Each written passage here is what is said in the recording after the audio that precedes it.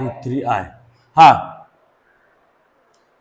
इसमें आपको नहीं कि ये कॉम्प्लेक्स नंबर दिया, ये कॉम्प्लेक्स नंबर कौन से फॉर्म में? Cartesian form. कौन सा? Cartesian form. और ये कार्टेशियन फॉर्म को आपको काय में कन्वर्ट करना है? पोलर फॉर्म में। जो आपका कार्टेशियन फॉर्म क्या है? x plus i Y. ये x और y कौन से कोऑर्डिनेट रहते? कार्टेशियन कोऑर्डिनेट रहते। और पोलर फॉर्म जो रहता, पोलर फॉर्म यानी क्या होता? पोलर फॉर्म फाइंड करने के लिए आपको कौन से कोऑर्डिनेट मालूम ना? Polar coordinate. यानी क्या होता है? r bracket cos theta plus i sine theta. ठीक है, यहाँ पे जो r और ये थीटा, ये जो कोऑर्डिनेट्स है, ये कौन से कोऑर्डिनेट? आपके पोलर कोऑर्डिनेट। तो अपन क्या करेंगे? ये कार्टेशियन फॉर्म को पोलर फॉर्म में लाने के लिए r निकालेंगे और थीटा निकालेंगे। क्या निकालेंगे? r और थीटा। तो कैसे होगा फिर देखो, यहाँ पे जो आपका z है, ठीक है, इसको मैं कंपेयर करता, कंपेयर विथ क्या होता? z equals to x plus i y. तो यहां से आपको x का वैल्यू क्या मिलेगा? x इक्वल्स टू मिलेगा -1 और z इक्वल्स टू मिलेगा √3। मिला आपको? x भी मिला, y भी मिला। ठीक है, तो आपको निकालना, पहले r निकालना। तो r मतलब क्या था? मॉडुलस। ठीक है, तो क्या होगा फिर यहाँ पे देखो, मॉडुलस। ठीक है, r equals to √x² plus y²। ठीक है, तो यहां पे आपके पास x की भी वैल्यू है, y की भी वैल्यू है। तो डालो यहाँ r इक्वल्स टू √x का वैल्यू कितना है? -1 उसका स्क्वायर प्लस y का वैल्यू है √3 उसका भी होल स्क्वायर। तो यहाँ पे r इक्वल्स टू √ में यहाँ पे -1 का स्क्वायर अगर करा तो कितना आएगा? 1। और इधर कितना होगा? यहाँ पे रहेगा 3। तो ये r इक्वल्स टू मिलेगा आपको √4। तो √4 यानी कितना होगा? ये r इक्वल्स टू 2। तो ये हुआ आपका मॉडुलस हुआ। क्या हुआ? मॉडुलस। अभी आपको क्या निकालना है? एम्पलीट्यूड निकालना है। क्या निकालना है? एम्पलीट्यूड। ठीक है, तो यहाँ पे एम्पलीट्यूड जो रहता है ना गाइस, वो कैसा रहता है? डिपेंड करता हो, काय पे डिपेंड करता है? उसके क्वाड्रेंट पे। तो यहाँ पे देखो, x कैसा आपका नेगेटिव है और y कैसा है? पॉजिटिव। ठीक है, मतलब कैसा होता है? देखो, अगर सपोज आपका एम्पलीट्यूड फर्स्ट क्वाड्रेंट में, कौन से? फर्स्ट क्वाड्रेंट, तो थीटा इक्वल्स टू क्या बनेगा? tan inverse of y upon x। ये देखो कैसे बनता, अगर आपका यहां पर कॉम्प्लेक्स नंबर है, कौन सा? x plus i Y. ठीक है, तो ये वाला जो डिस्टेंस होता है, ये होता है y, और ये वाला डिस्टेंस क्या होता है? x। कोऑर्डिनेट रहता है ना x और y। और ये जो एंगल बन रहा है, ये क्या रहता है? आपका एम्पलीट्यूड रहता है। ठीक है, तो एम्पलीट्यूड निकालना है तो आपके पास फार्मूला कौन सा रहता है? देखो, आपके पास अपोजिट साइड और एडजेसेंट साइड है, तो कौन सा रेशियो यूज होता है? tan। तो क्या होता है? tan theta equals to opposite कौन है? y, और एडजेसेंट कौन है यहाँ पे? x। तो tan को उधर भेजो, तो थीटा इक्वल्स टू क्या मिलेगा आपको? y, मतलब tan inverse of y upon x। ये आपको थीटा का वैल्यू मिल जाएगा काय में? फर्स्ट क्वार्टर में। अगर यही एंगल अगर सेकंड क्वार्टर में जाएगा, तो अपना यहां पे अगर तुमने x plus i Y draw करा यहाँ पे, इधर, तो यहाँ पे x नेगेटिव आ रहा पर इधर, तो यहाँ पे ऐसी लाइन बन रही ना, तो ये थीटा है। तो आपको एम्पलीट्यूड कौन सा निकालना रहता है? यहां से ये वाला रहता है ना आपका, तो कैसा रहेगा फिर? आपको ये पाई में से ये थीटा माइनस पर, इतना एंगल माइनस करना पड़ेगा। ये वाला क्या रहता है? ये tan inverse of y upon x। तो इसका सेकंड क्वार्टर में थीटा क्या रहेगा? फिर यहाँ पे थीटा इक्वल्स टू रहेगा pi minus tan inverse of y upon x। तो पाई माइनस क्यों कर रहे हैं अपन? सेकंड क्वार्टर में जा रहे हैं ना। अगर अपन थर्ड क्वार्टर में रहते, ये वाला यहां से यहां तक अगर आपको एंगल लेना है, तो कैसा होगा? पाई प्लस और इतना एंगल, ये एक्यूट एंगल, तो क्या होगा? थर्ड क्वार्टर में थीटा इक्वल्स टू क्या रहेगा? Pi plus tan inverse of y upon x होता। और फोर्थ क्वार्टर में क्या होगा? अब ये जो 2 पाई, ये क्या है आपका? 2 पाई। कैसा? तो अगर आपका एंगल ये वाला बना, तो यहां से यहां तक कितना रहेगा? 2 पाई में से इतना माइनस करना होगा ना आपको। तो ये इसमें क्या रहेगा? थीटा इक्वल्स टू क्या होगा? ये 2 पाई माइनस क्या आएगा? ये tan inverse of y upon x। ऐसे एम्पलीट्यूड के अलग अलग फार्मूले बनेंगे अलग अलग क्वाड्रेंट में। ठीक है, तो अभी आपने को एम्पलीट्यूड निकालना है, तो पहले अपन चेक करेंगे कि ये कौन सा क्वाड्रेंट है। ठीक है, तो कैसा होगा फिर देखो यहां पे x का वैल्यू देखो, x कैसा इधर x है नेगेटिव, x नेगेटिव है, y कैसा यहां पे पॉजिटिव। ठीक है, तो अभी ऐसा कौन सा क्वाड्रेंट है जहां पे x नेगेटिव और y पॉजिटिव रहता है, ऐसा कौन सा क्वाड्रेंट है? Second quadrant. तो सेकंड क्वाड्रेंट जो है ना आपका, देखो यहां पर क्या होता कि आपका x नेगेटिव होता और y पॉजिटिव होता, तो therefore theta lies in second quadrant, second quadrant. ठीक है, ये तो सेकंड क्वाड्रेंट में, अगर सेकंड क्वाड्रेंट में गया थीटा, तो थीटा का वैल्यू क्या रहेगा? थीटा इक्वल्स टू, यहां पे क्या रहता? पाई रहता ना, तो पाई माइनस, मतलब ऐसा जो बनेगा आपका यहां से यहां तक एंगल, ये आपको फाइंड करना है ना, तो ये जो छोटा बनता आपका tan inverse y by x, उसको क्या करना है? माइनस करना है, काय में से? पाई में से। तो क्या होगा? ये pi minus tan inverse of y upon x होता। तो अभी यहां पर ये थीटा इक्वल्स टू ये पाई माइनस ये tan इनवर्स, ये एक टाइप का मॉड रहता है, तो इसमें नेगेटिव नंबर्स को क्या करते जाओ? पॉजिटिव। तो इधर अपना y का वैल्यू कितना है? √3, y का वैल्यू है √3, और इधर x का वैल्यू है -1, तो ये -1 है ना, इसको मैं +1 लिख रहा क्योंकि ये मॉड होता ना, तो यहां पे रहेगा फिर क्या हो गया? Theta equals to pi minus क्या होगा? tan inverse √3। तो ऐसा कौन सा वैल्यू है tan का एंगल जो आपको √3 देता वैल्यू? देखो कैसा होता, tan अगर आपने 60 डिग्री करा, कितना करा? tan 60 डिग्री, तो इसका आंसर कितना होता? √3 होता। ऐसे इसका आंसर कितना था? √3। तो ये tan को मैं अगर उधर भेजूंगा तो 60 डिग्री इक्वल्स टू क्या होगा?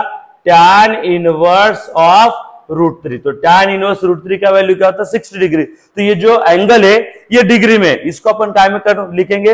रेडियन में। तो रेडियन कैसे लिखते? देखो पाई मतलब होता 180 डिग्री होता, तो 180 को मैं 3 से डिवाइड करूंगा तो आंसर क्या मिलेगा? 60 मिलेगा ना, तो 60 डिग्री यानी कितना होगा? पाई/3। ठीक है, तो आपका जो वैल्यू रहेगा tan इनवर्स √3, tan इनवर्स √3 का वैल्यू क्या रहेगा? पाई/3। अभी इसके बेस में 1 है, तो इनका बेस डिफरेंट है, तो क्या होता? क्रॉस मल्टीप्लाई, तो ये इसको मल्टीप्लाई करो, तो theta equals to 3 pi minus pi upon 3। तो ये थीटा का वैल्यू क्या हो रहा? 2 पाई अपॉन 3। तो ये हुआ आपका एम्पलीट्यूड हुआ। अभी अपन क्या निकालेंगे? पोलर फॉर्म निकालेंगे। क्या निकालेंगे? Polar form. तो पोलर फॉर्म के लिए कैसा होगा? देखो अभी नाउ पोलर फॉर्म, तो पोलर फॉर्म क्या है? z equals to r bracket cos theta plus i sine theta, ये क्या है? पोलर फॉर्म है। ठीक है, तो आपके पास r भी है और थीटा भी है, बस इनका वैल्यू वहां पे रिप्लेस करना है आपको। तो इधर रहेगा z इक्वल्स टू r, कितना आया था आपका? r आया था 2 आया था, और थीटा कितना है? 2 पाई अपॉन 3। यहां पे रहेगा 2 bracket cos of 2 pi upon 3 plus i into sine of 2 pi upon 3। तो ये क्या हुआ? आपका पोलर फॉर्म हुआ। क्या हुआ?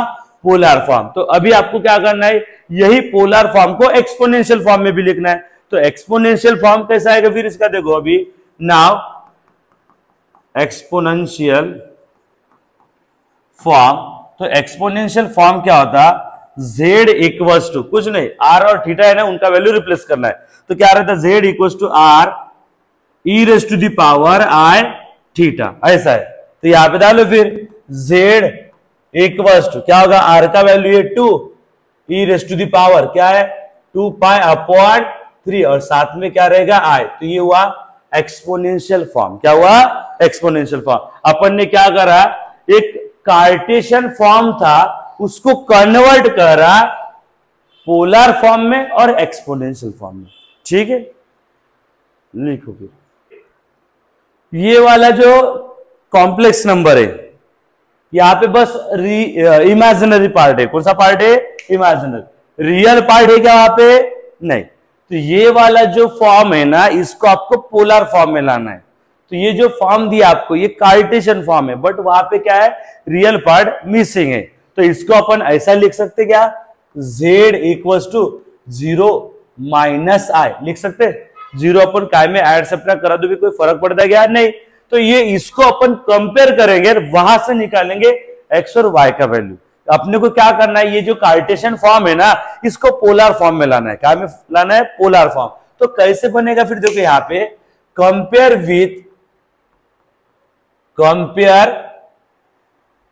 With z equals to x plus r y. ठीक है, तो यहां पे x का वैल्यू क्या है? 0 और y का वैल्यू है -1। ठीक है, y का वैल्यू -1 हुआ। इसके साथ कंपेयर करके आपको x y की वैल्यू मिली। अभी ये x y का यूज करके अपन पहले निकालेंगे मॉडुलस। ठीक है, तो क्या रहेगा? Modulus r equals to under root x square plus y square. तो यहाँ पे r equals to under root में मॉडुलस को आप तुम मॉड ऑफ z भी बोलते, ठीक है ना। तो अपन यहाँ पे यूज क्या कर रहे हैं? r यूज कर रहे। तो यहाँ पे x का वैल्यू कितना है? 0, तो 0 स्क्वायर प्लस y का वैल्यू कितना है? -1, उसका स्क्वायर। तो ये रहेगा r equals to under root में -1 का अगर आपने स्क्वायर करा तो 1 आएगा। तो r का वैल्यू मिला आपको 1। ये क्या हुआ? r मिला। अभी अपन क्या निकालेंगे? एम्पलीट्यूड निकालेंगे। क्या निकालेंगे? एम्पलीट्यूड। ठीक है, तो इधर एम्पलीट्यूड। ठीक है, तो क्या होगा? एम्पलीट्यूड। यहाँ पे एम्पलीट्यूड फाइंड करने के लिए पहले अपन चेक करते कि वो कौन से क्वाड्रेंट में। तो यहाँ पे देखो x के हिसाब का 0 है, मतलब x पॉजिटिव भी नहीं है और नेगेटिव भी नहीं है। ठीक है, तो यहां पर x आपका कुछ भी नहीं है, न्यूट्रल है। ठीक है, तो अभी यहां पर y कैसा आपका? नेगेटिव है। y कैसा है? नेगेटिव, बराबर। तो ऐसा कौन सा क्वाड्रेंट है या फिर कौन सा एक्सिस है कि जहां पर x क्या है आपका? 0 है और y नेगेटिव है। तो x 0 काय पे मिलता है आपको? ये वाली एक्सिस पे मिलता है ना, y पे, बराबर है। तो ये वाली जो आपकी एक्सिस है ना, ये वाली, इसके ऊपर आपका एम्पलीट्यूड है। ठीक है, तो y कैसा है? नेगेटिव है, y नेगेटिव। तो इधर अपन रह रहे ना, ये वाले यहाँ पे अगर पॉजिटिव बोला होता तो ऊपर रहता था, नेगेटिव बोला इसलिए अपन नीचे आ रहे। और x कुछ भी नहीं है, x कैसा है? 0, ना राइट साइड जा रहा ना लेफ्ट साइड जा रहा। तो अपना जो एम्पलीट्यूड है यहां से लेके यहां तक है। तो यहां से यहां तक कैसा एंगल बनाएगा वो? अगर क्वाड्रेंट में रहता तो क्वाड्रेंट के हिसाब से अपन फार्मूला लगाते थे। यहाँ पे कोई क्वाड्रेंट में क्या आपका एम्पलीट्यूड? आपका एम्पलीट्यूड डायरेक्ट काय पे है? नेगेटिव वाई एक्सिस पे। काय पे? Negative y axis. तो ये वाला पूरा एंगल अगर आपने देखा, ये कितना रहता? 0 डिग्री रहता, ये रहता π/2 रहता, ये वाला पाई रहता, और ये क्या रहता? 3π/2, और ये वाला 2π। तो आपको यहां पर एम्पलीट्यूड डायरेक्ट मिल रहा है विदाउट फार्मूले से भी। डायरेक्ट कैसे? यहां से यहां तक कितना आएगा आपका? 3π/2। तो यहां पे देयरफॉर यहां पे ऐसा लिख सकते हैं थीटा कोई क्वाड्रेंट में क्या भी नहीं, थीटा काय पे? नेगेटिव वाई एक्सिस पे। Theta lies on negative y axis. ठीक है, तो देयरफॉर थीटा इक्वल्स टू क्या रहेगा आपका? 3π/2। ये मिला आपको एम्पलीट्यूड, मिला आपको एम्पलीट्यूड मिला। अभी अपन क्या करेंगे? आपके पास मॉडुलस भी आया, एम्पलीट्यूड भी आया, तो अपन पोलर फॉर्म निकालेंगे। तो क्या रहता? पोलर फॉर्म देखो अभी यहाँ पे पोलर फॉर्म यानी इधर z इक्वल्स टू रहेगा r bracket cos theta plus i sine theta. ठीक है, तो यहाँ पे z इक्वल्स टू r का वैल्यू कितना है? 1, और थीटा क्या है आपका? यहाँ पे 3π/2 प्लस cos अपन थीटा की जगह डाल रहे ना, cos 3π/2 प्लस साइन ऑफ 3π/2। तो ये हुआ आपका z। आप 1 ने मल्टीप्लाई भी कर सकते हैं। ये आपका हुआ पोलर फॉर्म। क्या हुआ? Polar form. तो अभी अपन क्या करेंगे? इसका एक्सपोनेंशियल फॉर्म निकालेंगे। तो नाउ एक्सपोनेंशियल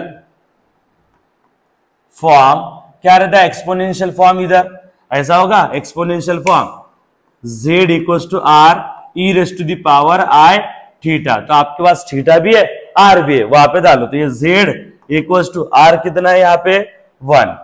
ठीक है, और e raise to the power कितना? 3π/2 इंटू i। तो ये हुआ आपका एक्सपोनेंशियल फॉर्म। ठीक है, अपन ने क्या करा? एक कार्टेशियन फॉर्म था, उसको पहले पोलर फॉर्म मिला है और फिर बाद में एक्सपोनेंशियल फॉर्म। ठीक है,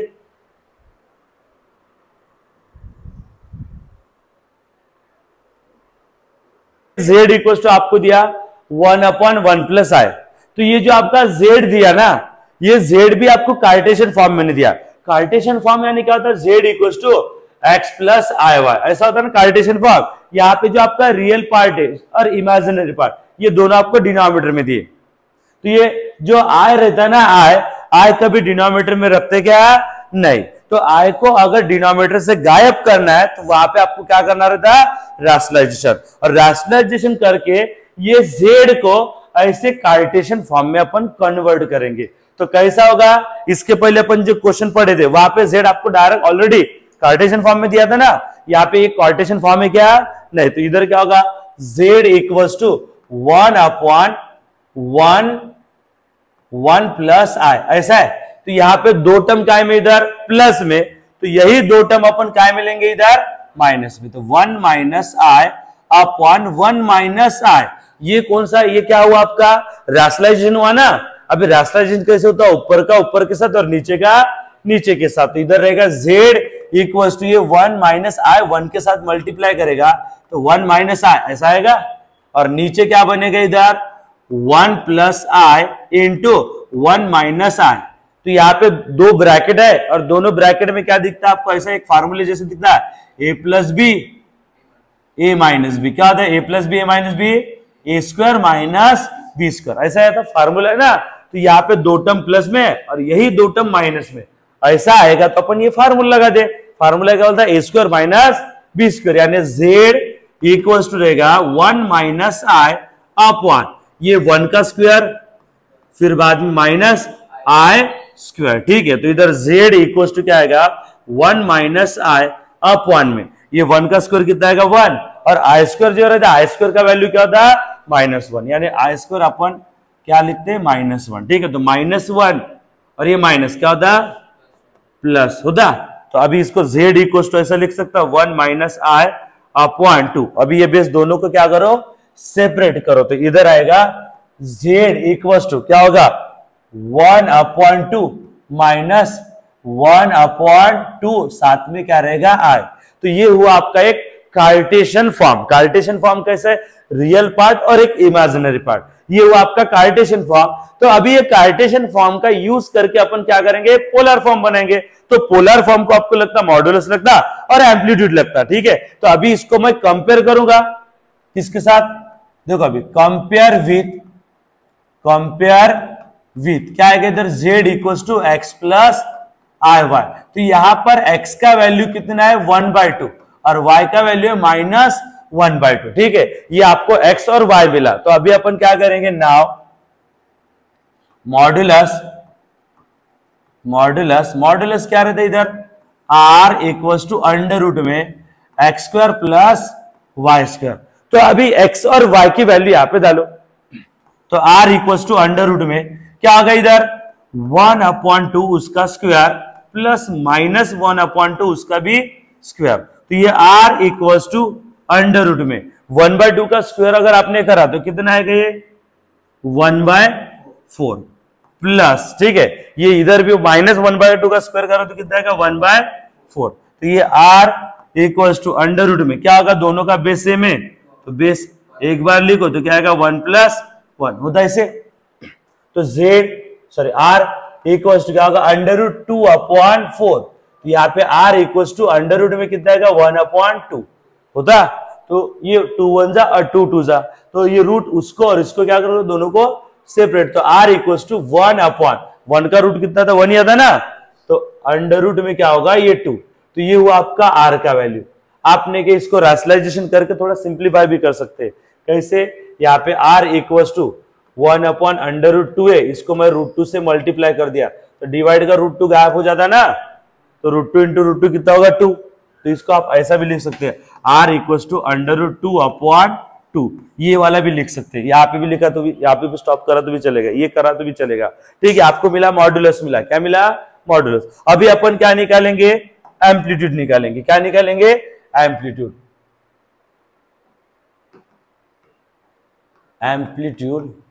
ठीक है, तो एम्पलीट्यूड क्या रहेगा इधर देखो, एम्पलीट्यूड निकालने से पहले अपन चेक करेंगे कि ये कौन सा क्वाड्रेंट आएगा। ये जो आपका कॉम्प्लेक्स नंबर है ना, कौन से क्वाड्रेंट में आ रहा। तो यहां पर एक्स कैसा है आपका, देखो एक्स कैसा है आपका, पॉजिटिव है, और वाई कैसा है, नेगेटिव। तो यहां पे मैं लिख रहा एक्स कैसा आपका पॉजिटिव है और वाई है नेगेटिव, बराबर है। तो ऐसा कौन सा क्वाड्रेंट है कि जहां पर एक्स पॉजिटिव आता और वाई नेगेटिव आता। तो देखो ऐसा क्वाड्रेंट ड्रॉ कर रहा मैं, ये जो आपका है ये क्या रहता है 0, ये π/2, ये पाई, और ये 3π/2, और ये कितना होता है 2π होता। तो गाइज यहां पे देखो कैसा है, x पॉजिटिव इधर है पॉजिटिव और y नेगेटिव, यानी y नेगेटिव नीचे आ रहा। तो अपन कौन से क्वाड्रेंट में जा रहे, फोर्थ क्वाड्रेंट में जा रहे ना। तो फोर्थ क्वाड्रेंट में थीटा का वैल्यू क्या रहता है, देखो theta lies in fourth quadrant. तो देयरफॉर थीटा का वैल्यू क्या रहेगा, थीटा इक्वल टू रहेगा 2π minus tan inverse of y upon x। ऐसा होता है ना, देखो ये अपना ये एंगल है ये वाला, आपको क्या करना है, तो ये tan इनवर्स जो बन रहा है ना यहाँ पे tan inverse y upon x, ये जो बन रहा है इतुसा, ये अपना एम्पलीट्यूड कहां से कहां तक ये वाला है एम्पलीट्यूड आपका। तो आपको ये 2π में से कितना माइनस करना पड़ेगा, इतना माइनस करना पड़ेगा ना, ठीक है। तो ये आपका हुआ थीटा का वैल्यू। तो थीटा इक्वल्स टू क्या होगा इधर 2π माइनस tan इनवर्स ऑफ, देखो ये जो है ना ये मॉड है, क्या है मॉड, ऐसा मॉड रहेगा। तो यहाँ पे नेगेटिव नंबर क्या होना चाहिए, पॉजिटिव। तो इधर y का वैल्यू कितना है, y का वैल्यू है -1/2 और x का वैल्यू है +1/2। तो इनका वैल्यू में डाल रहा, तो माइनस को मैं प्लस करके डाल रहा डायरेक्ट 1/2 अपॉन 1/2। तो 1/2 क्या होता है, कैंसल। तो इधर आएगा theta equals to 2π minus tan inverse of 1, और tan इनवर्स 1 कितना होता है आपका π/4, कितना होता। तो यहां पे रहेगा थीटा इक्वल्स टू 2π माइनस π/4 होता है। इसके बेस में 1 है और इसके बेस में 4 है, दोनों का बेस कैसा है डिफरेंट। तो क्या होगा क्रॉस मल्टीप्लाई, तो ये इसको मल्टीप्लाई करो 8π माइनस π अपॉन 4। तो ये थीटा इक्वल्स टू कितना होगा 7π/4। तो ये मिला आपको थीटा का वैल्यू मिला। अभी अपन ये थीटा और ये आर ये दोनों भी काय में डालेंगे पोलर फॉर्म, और वहां से निकालेंगे पोलर फॉर्म और एक्सपोनेंशियल फॉर्म, ठीक है। तो अभी नाउ पोलर फॉर्म क्या रहता, polar form z equals to r bracket cos theta plus i sin theta होता है इसे। तो इधर आएगा z इक्वल्स टू r कितना है, r ये वाला है ना, कितना है √2/2 ब्रैकेट cos थीटा, थीटा कितना है आपका 7π/4 प्लस i साइन ऑफ 7π/4। तो ये हुआ आपका पोलर फॉर्म, क्या हुआ पोलर फॉर्म। तो अभी अपन क्या करेंगे, कार्टेशियन फॉर्म निकालेंगे, सॉरी एक्सपोनेंशियल फॉर्म। कौन सा एक्सपोनेंशियल फॉर्म, तो यहां पे एक्सपोनेंशियल फॉर्म। तो क्या रहता है exponential form, z equals to r e raise to the power i theta, ये कौन सा फॉर्म है एक्सपोनेंशियल फॉर्म। तो इधर z इक्वल्स टू आर का वैल्यू कितना है √2/2 और into e raise to the power i theta, theta कितना आया था आपका 7, ऐसा 7π/4 और साथ में क्या रहेगा i। तो ये जो अपन ने फॉर्म निकाला ये कौन सा फॉर्म हो आपका एक्सपोनेंशियल फॉर्म, ठीक है। अपन ने क्या करा, एक कार्टेशियन फॉर्म को पोलर फॉर्म और एक्सपोनेंशियल फॉर्म में कन्वर्ट कर दिया, ठीक है।